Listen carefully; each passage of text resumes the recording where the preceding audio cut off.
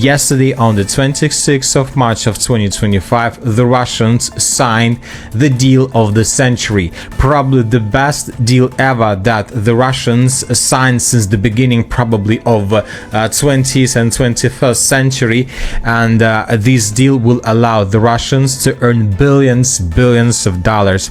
Furthermore, according to information we have, according to Marco Rubio, the Secretary of State of the United States of America, he said that the list of conditions put forward by the Russian Federation for a moratorium on strikes in the Black Sea includes the lifting of sanctions imposed by Europe.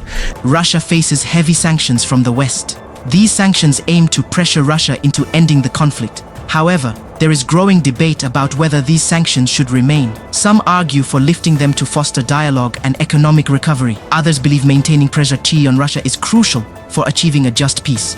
This debate has far-reaching consequences, impacting geopolitics, economies, and the future of Ukraine. The sanctions target various sectors of the Russian economy. These include finance, energy, and defense. They are designed to limit Russia's ability to wage war and exert pressure on its leadership. The sanctions have had a significant impact, but their effectiveness in altering Russia's course is still debated. This uncertainty fuels the ongoing discussion about their future. Proponents of lifting sanctions argue that it could pave the way for meaningful negotiations. They believe that easing economic pressure might encourage Russia to engage in diplomacy more constructively. Furthermore, they argue that sanctions harm ordinary Russian citizens who are not responsible for the war. Lifting sanctions, they contend, would alleviate their suffering. From an economic standpoint, some experts believe that lifting sanctions would benefit the global economy. Russia is a major supplier of energy and raw materials. Sanctions contribute to rising energy prices and supply chain disruptions. Easing these restrictions could stabilize markets and reduce inflationary pressures, benefiting both developed and developing countries. Opponents of lifting sanctions argue that doing so would be tantamount to rewarding Russia for its aggression. They believe it would send a dangerous message to other countries considering similar actions. Holding Russia accountable for its actions, they argue, is crucial for upholding international law and deterring future conflicts. Lifting sanctions prematurely, they fear, would undermine these objectives. Moreover, critics of lifting sanctions argue that it would be morally wrong to ease pressure on Russia while it continues its military operations in Ukraine. They believe that maintaining and even strengthening sanctions is necessary to increase the cost of the war for Russia and compel it to seek a just and lasting peace. The decision of whether to lift sanctions on Russia has profound implications for the ongoing conflict in Ukraine.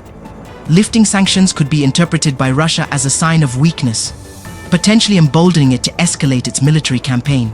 Conversely, maintaining or strengthening sanctions could further isolate Russia, pushing it closer to China and other countries opposed to the West. Finding the right balance is crucial for avoiding unintended consequences and creating conditions conducive to a peaceful resolution. This debate has also exposed fissures within the Western alliance. While the United States and the European Union have largely presented a united front on sanctions, differences in their economic exposure to Russia and their long-term strategic interests have led to disagreements over the pace and scope of sanctions relief. This is Africa Social Intellect, your premier destination for thought-provoking discussions and insightful perspectives on the vibrant and diverse African community and beyond. Our dedication extends beyond conversations. In recognizing the importance of security, we provide essential information to help safeguard vulnerable nations.